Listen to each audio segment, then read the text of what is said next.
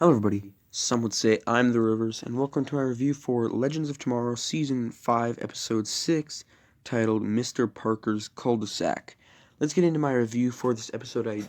I think this is the best episode of the season so far. There's like barely any action scenes in this episode, which is surprising, since I think Legends is really good when it's really fun, and it has those really fun action scenes. But this episode was a really heartwarming episode, and and it serves as a really good episode to basically set up the Ray and Nora their leave from the show. So yeah, this is basically what that episode is. It follows Damien Darhk being an Encore, and he's been released from hell by Astra, obviously, and then Sarah and Ava, they want to kill him, but Nora doesn't want that. She basically wants to take a day and just to spend time with him, and she's trying to hide Ray from him because obviously he does not like Ray and stuff like that. Um, but I really liked seeing Damien again, especially in this episode. It was cool seeing him as a father. He had some funny moments, and he still had that evil to him, which was cool. But basically, they Nora brought Ray with her, the child she's with because of the fairy godmother business.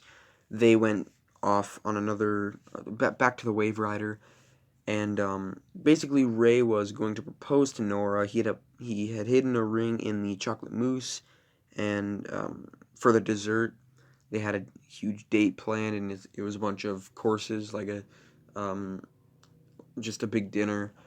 But now that Nora and Ray's date kind of got interrupted, Sarah, Ava, Nora, Damien, and Constantine actually, who they're telling Damien is actually Nora's like boyfriend. They eat, and they're trying to poison Damien to take away his powers.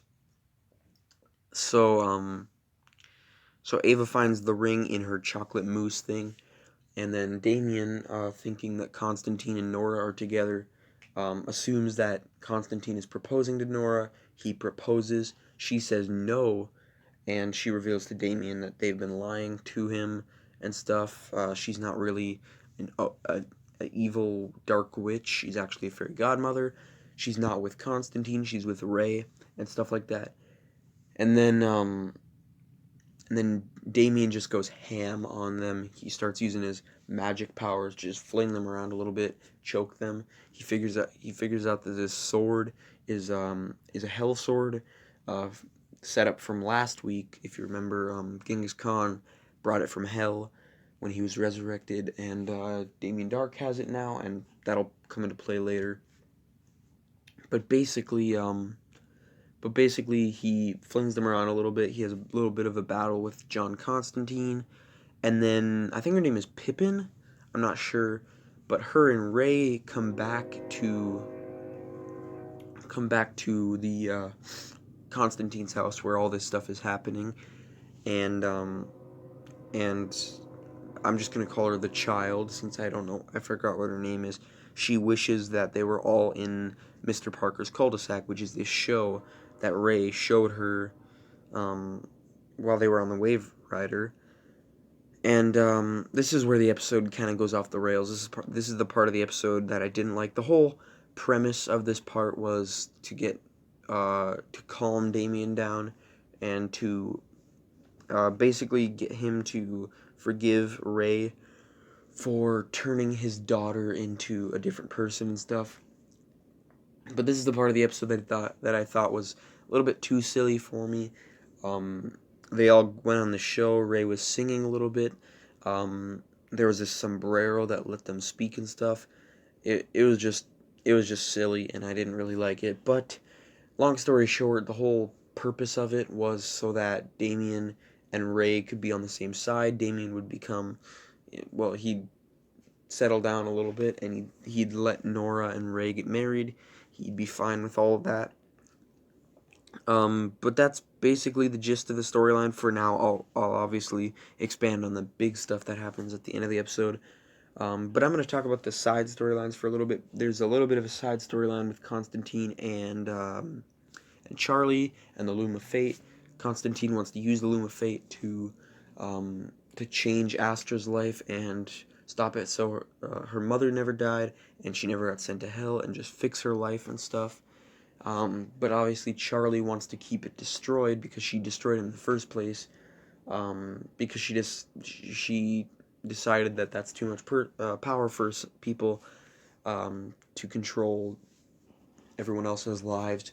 She destroyed it. She spread the pieces throughout the multiverse, and she disguises herself as Nate to send Constantine on this wild goose chase. He tells Charlie tells Constantine as Nate about this story about this guy who was hunting the Loom of Fate. He found a piece that was in the South Pole, and then Constantine was going to go there and stuff. And then he found out that it was Charlie shapeshifting and stuff. But then in that little cul-de-sac, Mr. Parker's cul-de-sac section that I didn't like that much, they were actually talking in that. And yeah, they just talked. They settled their differences a little bit.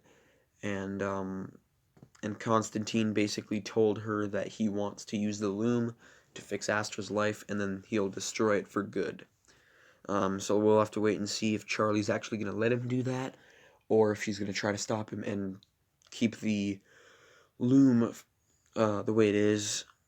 But then we also had a storyline with Mick and what's her name, Zari. I don't know why I forgot her name. But there's this online troll that is bashing Rebecca Silver's novels, and long story short, they hack Zari. She says she's not a hacker, so she's obviously inherited her hacking abilities from her past life. She's starting to get these memories back and stuff, just like what happened in past episodes when she ate the donut and stuff like that. But long story short, they go to this person's house, and Mick finds out that the online troll is actually his daughter, who's mad about him not being there for her. It's him and Allie's daughter. Allie is the girl from the like the prom slasher episode, and they kind of had sex in that episode, and a lot of people were saying maybe Mick would have a child, and I didn't really think that, but it turned out to be true, but it's not as big of a deal as people were thinking. Um, Actually, all he did was he met them, and then he flashed them with the memory wiper thing, and then he just left, and that's it. And he decided that maybe they're better off without her, or without him, because she is just like him, but she's not in juvie. Um, and he decides that that's probably because he wasn't there. Um, he wasn't there for her, that she didn't end up in juvie and just like him and stuff. But yeah, that's basically the gist of that storyline, and that's basically all of the side storylines. There's a little bit of a side storyline with Damien Dark at the beginning of the episode, with Bebo, and right after that, it just explains what time he's from, basically. So, 2 years ago, season 3 finale, Bebo versus Mollis. We all remember that. Gary was cleaning up after it, all the little pieces of Bebo, and then he gets kidnapped by Damien Dark. He gets put on these train tracks, and modern day Gary starts flickering out of existence. Basically, it was just there to set up Damien Dark as the encore of the week. But let's talk about the end of the Damien, Ray, Nora wedding storyline. Long story short, Ray and Nora, they get married. Really not really emotional scene. It's not like I cried or anything. It is sad to see them leave the show, especially Ray, who's been here since the very beginning of the show. It is sad to see him go. I don't know if this is his last episode. I believe next week or episode 8 is his last, but I'm not I'm not 100% sure. I'm pretty sure he has a few more episodes left, him and Nora. But it is sad to see them go. It was an emotional part of the episode. But yeah, Damien, he basically tells Ray that he wants Nora's very, um, very, like, her job is very important to her, and she can't do it with the Legends. He wants her and Ray to be together. He's basically telling Ray that he has to lead the Legends, which obviously he's going to end up doing because he's leading the show. But then, after that, Damien and Sarah have a little, like, Damien starts, he leaves the party, he leaves the wedding, and Sarah and him have a little bit of a moment where he's about to shake hands. She doesn't forgive him for what he did to Laurel, and he says he doesn't forgive himself, and then, he takes the sword with him as he leaves, and she notices, and then she leaves the house, and he stabs himself, kills himself, and, he turns to that dust, smoke kind of thing that we saw last episode, what the sword does to people. And then the dust, faded up. I don't know. I don't know if this kind of symbolized him going to heaven, because obviously he spent 2 years in hell. I don't know if this was supposed to symbolize him going to heaven because he kind of redeemed himself, or if it was just the dust or the smoke sort of lifting. I don't know. I like to think of it as him going to heaven because I kind of like the idea that Damien is redeemed and he's kind of good. He was kind of I don't know, he had a conscience at the end. That's what I choose to think of that as. It is up to interpretation, but yeah, and that's how the episode ended. Not much else to talk about. I basically covered every storyline, everything that went on. I haven't seen the promo for next week's episode. I'm pretty sure it's called Romeo v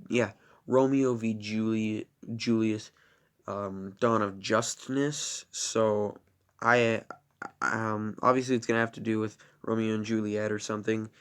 I'm not completely excited for the episode. I'm never really excited for Legends episodes, since we don't really know what we're getting into at all. But yeah, I'd say that this is definitely my favorite Legends episode this season. Very emotional, except for that part where all the Legends show up on the Mr. Parker's Cul-De-Sac show. I thought that was really stupid and over the top for sure. But yeah, other than that, I definitely say this was a pretty good episode. I can't really remember what I've ranked, what I've rated the other Legends episodes this season, but just right now, I'd probably give this like maybe an 8.4 out of 10. I thought it was a pretty good episode. Best of the season so far. It's sad to see Ray and Nora go. I hope they get a few more episodes before they leave. But yeah, tell me in the comments what you thought. Don't forget to like, comment, share, and subscribe. Stay tuned for all my reviews for next week's episodes of all the shows. I'm excited for Flash. Not very excited for Legends next week, just because I don't know really what's gonna happen. And then Batwoman and Supergirl. Nothing doesn't look like really anything special is going on. I'm excited to see what's going on with the fear toxin on Batwoman, and I'm obviously excited for the Reverse Flash episode on the Flash. So yeah, but Legends, I don't really know what it's gonna be. I'm not really excited about it. It seems like it's just gonna be another typical Legends episode. But yeah, if I have time today, I'll also upload my Arrow and Flash 14th episodes ranked. So yeah, stay tuned for those. And I'm also going to be doing my Clone Wars Bad Batch review soon. Now that the arc is coming to a close, I might rewatch the entire arc, and then I'll be doing a review of that. We're almost a third through the season, but yeah, let's just end this review here. Hope you guys enjoyed. Don't forget to like, comment, share, and subscribe. Stay tuned for all those future videos. See ya.